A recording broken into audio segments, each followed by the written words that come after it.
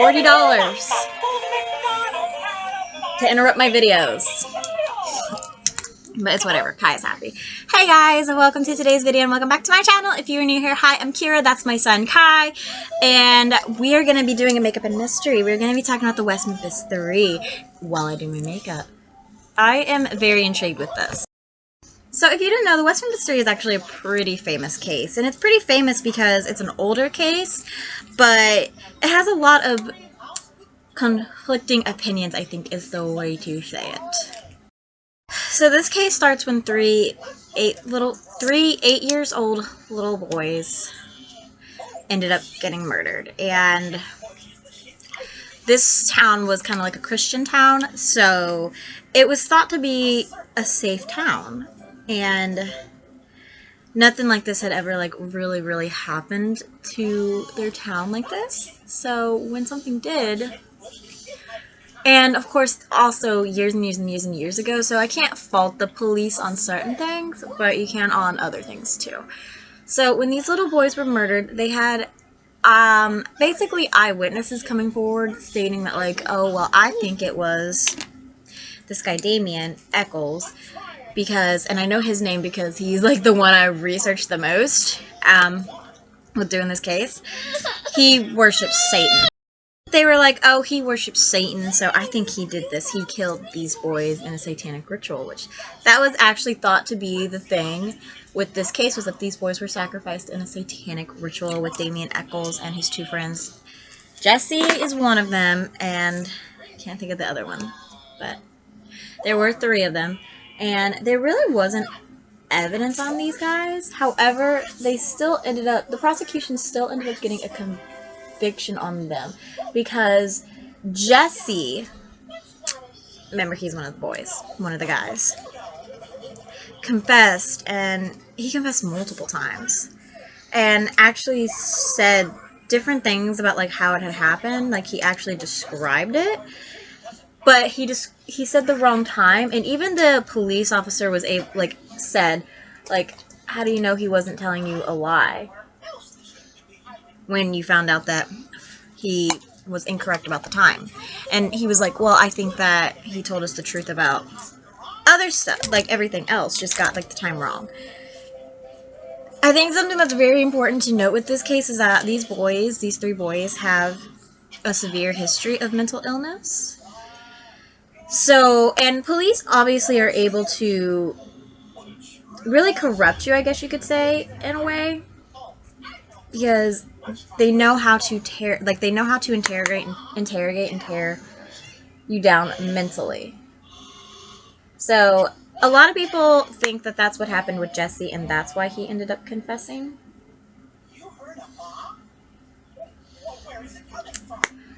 But he did, I think it is important to state that he did actually later recant. I think the other guy's name was Jordan Baldwin, but I could be wrong. I think Baldwin was his actual last name, though.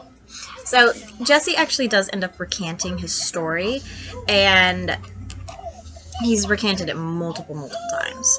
But the boys are still convicted on Jesse's testimony, pretty much, even though they didn't really have much evidence on the boys killing the kids. So the teenagers get convicted, and Jesse and Jordan get life in prison, I believe. But Damien Eccles actually got the death penalty because it was said that he was the, like, instigator, I guess, of it. He got convicted of capital murder, basically. And it's really crazy that they were able to convict these boys, but then again, it was years and years ago, and things were very different in our judicial system back then than they are now. I mean, you're supposed to be innocent until proven guilty, and it kind of seemed like they fit the personality type because they thought that the killings of the boys were satanic rituals, and these boys were kind of like, they were like kind of punk rock and gothic, I guess you could say, at the time. And in a Christian town, punk rock and gothic is basically satanic. like devil's music, I guess you could say.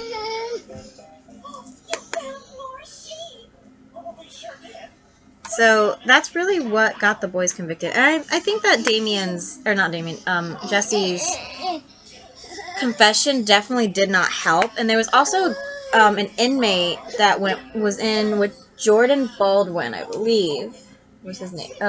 Is the other West Memphis 3 guy. I know Baldwin was his last name, so one of his cellmates actually came forward and said that he had confessed.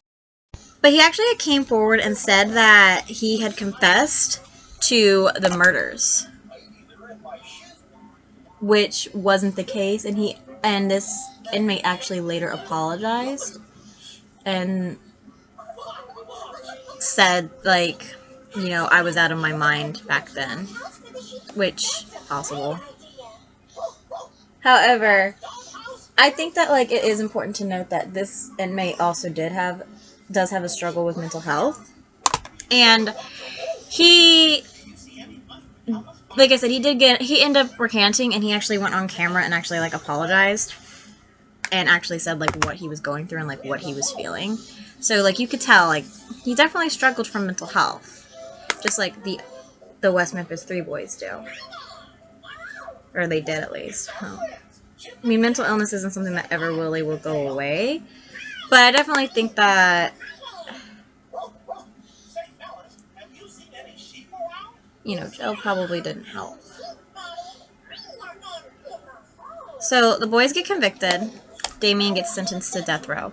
The boys, the teenagers, are actually are in jail pretty much. That's what we're gonna go with. They're in jail.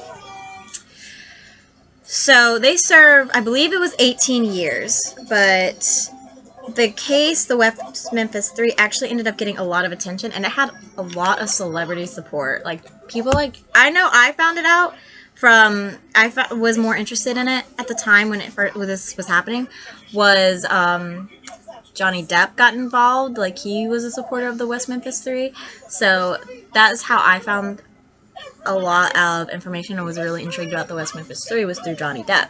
And I'm sure a lot of other people might have seen their favorite celebrity or somebody that they liked, because I like Johnny Depp, supporting the West Memphis 3, and I'm sure other people might have researched it and decided, like, oh, well, I'll support them too.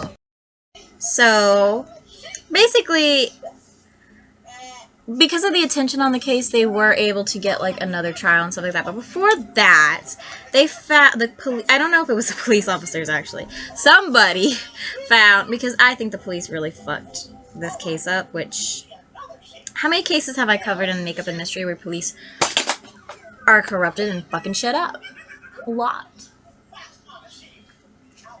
So, they actually discovered DNA evidence at the crime scene, which the West Memphis 3 boys, Jesse, Jordan, and Damien, don't have any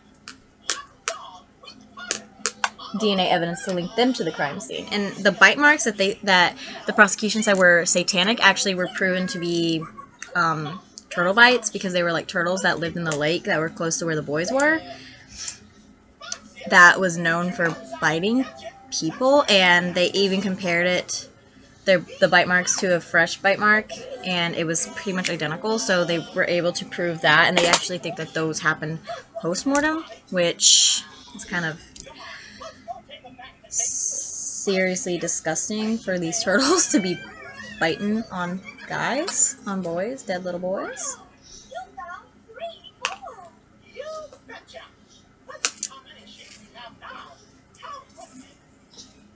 So, they get this DNA evidence, and guess who they were able to DNA-ly link to the crime scene? One of the boys' stepfathers. He's not his real father, his stepfather, Terry Hobbs, who I believe was the stepfather of Stevie Branch, who was one of the victims. Stevie Branch, Christopher Byers, I think, and Michael Moore, which I didn't want to say the kids' names because they're 8 years old. You know, it's just, and they're forever gonna be 8 years old. So it just seems kind of sad to, I don't know, it just seems sad. But they were able to DNA'ly link him from hair that was found tied into Michael Moore's shoes. Which, remember, this is Stevie Branch's stepfather, not Michael Moore's. Why was his hair tied into Michael Moore's shoes? And it was like, the way I understood it, tied, like, wrapped around it. So, like, it struggled to get there. I don't think that you could fake something like that, honestly. But they were able to DNA'ly prove that. So, some people think that it was Terry Hobbs that killed the boys. I think a lot of people actually do. A lot of people believe that the West Memphis 3 did it and got away with it. There's even, I've seen theories online of John Mark, I don't know, Byers. He was the adoptive father of Christopher Byers.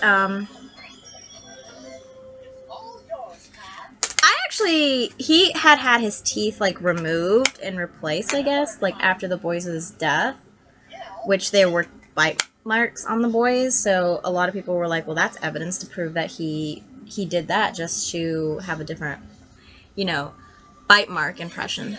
So if they took his impression, it wouldn't match. A lot of people can say that. I didn't really look, I'm not gonna lie, I don't really think he did it, so I didn't really look into it.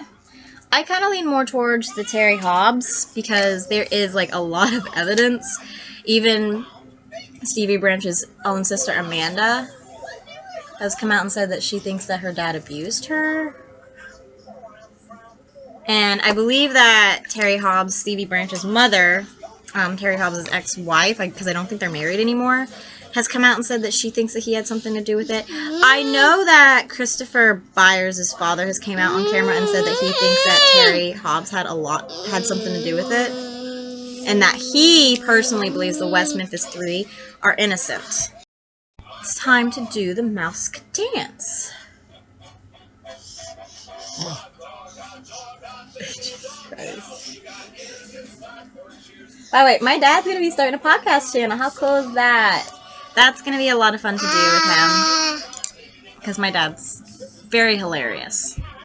My dad wants to talk about things that, I just want to point out, I don't always agree with everything he says. So, don't come at me if he gets into drama, because I'm sure he'll piss somebody off with his words.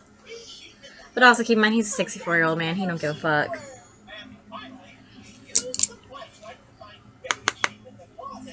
I think that the West Memphis 3, they finally got out after serving 18 years because of the attention that the case drew, and with the new DNA evidence that was found, the West Memphis 3 was able to appeal the courts to get out. However, how they got out was that they had to enter into an Alfred plea, which I've never covered an Alfred plea on my channel before in this series. So, let's cover it now. Let's cover it now. An Alfred plea is basically a plea that you take where you admit that the prosecution has enough evidence to convict you. However, you're also maintaining your innocence as well. So it's pretty confusing to a lot of people, because they were like, okay, well, you guys are innocent, or you say you're innocent, so why are you taking this plea? And I wanted to insert a little bit of my own thought process behind this. So my own thought process behind it is the guys were in jail for like 18 years.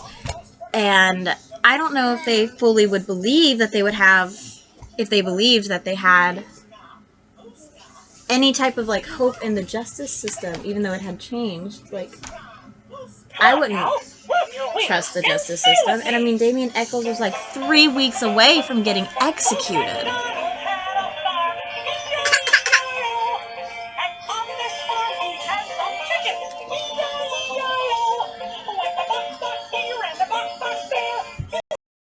So basically the way I'm looking at it is that the West Memphis 3 just decided that they were in prison for enough time and they were willing to do anything to get out, honestly. But they did have to plead guilty in a court of law. So this case is closed. In the court of law, the West Memphis 3 are guilty. Like, it's in the courts. Like, they confessed and said that they did this. But we don't really know if they really did or not. But because of that, a lot of people say that they got away with murder. But again, there is no evidence to link them to the crime like there is with Terry Hobbs. And apparently Terry Hobbs has a very, very violent history. So that is another thing about it. Like, I don't know why the police didn't look into the parents. I mean, honestly, like, Terry Hobbs, like, should have been, like... Okay, so, the first person to get suspected of, nowadays, of kids and stuff like that, is the parents or a significant other, or a spouse. So, I don't understand why it was different back then. Like, at all. Trying something new, and I'm going to take this very metallic shimmery shadow from my Chocolates palette, and I'm bronzing with it. So, I want to know what you guys think. Of course, a lot of people I feel like are very passionate about this case because you either believe one way or you believe another. Like, you believe the West Memphis 3 did it and they got away with it. People think that Chris Byers' dad did it. That his teeth getting replaced was more than enough evidence because of the bite marks. Or that Terry Hobbs did it, which I kind of lean more a little bit towards Terry Hobbs doing it than anybody. Because I feel like there is more evidence to convict Terry than the others. But I have a kind of unique thing I kind of want to bring up. Because I kind of think... So, John Mark Byers actually is the adopted father of Chris Byers, one of the boys. And Terry Hobbs is the stepfather of Stevie Branch, one of the boys. What if these two fathers, stepfathers, adoptive fathers, got together and committed the murders? And Michael Moore, unfortunately, was just there. He had to be because they were all friends. So, I kind of think that maybe both of them colluded together, because even though John Mark Byers has came out and is in support of the West Memphis 3 and says that the cops should look more into Terry Hobbs. I mean, if you were a part of it, you would be doing stuff like that to draw suspicion off yourself also. Although it does surprise me that he says that the West Memphis 3 aren't guilty because he did before. But after hearing evidence, people are so allowed to change their sides. I mean, like, that happens all the time. It's literally nothing new. But this, again, is a really famous case, and it really deals with a lot of shitty police work. I mean, they kind of, like, heard satanic rituals and were like, them, the guys, that's them. This is a satanic sacrifice. That's the boy, that's them, they did it. We got evidence, they said you're Satanists. You're guilty. That's pretty much what happened. That's pretty much what happened. I have to go out today, so I actually have to wear this makeup today. But I mean, that's pretty much what happened. Was they had somebody say, you know, my ex is a Satanist, and they were like, you know what? This is a satanic ritual. They guilty, and that's really what happened. That's literally what happened. I mean, the West Memphis 3 could completely be guilty, for all I know. But I'm just saying that from a standpoint of evidence, I don't like how the police conducted this because they didn't have any evidence. They went off of, she says you're a Satanist. We think this is a satanic ritual, so you're guilty. That's literally what they went off of. Like, literally. And of course, Jesse confessing didn't really help, but that's what they went off of. That's what they went off of. And that's like what's so crazy.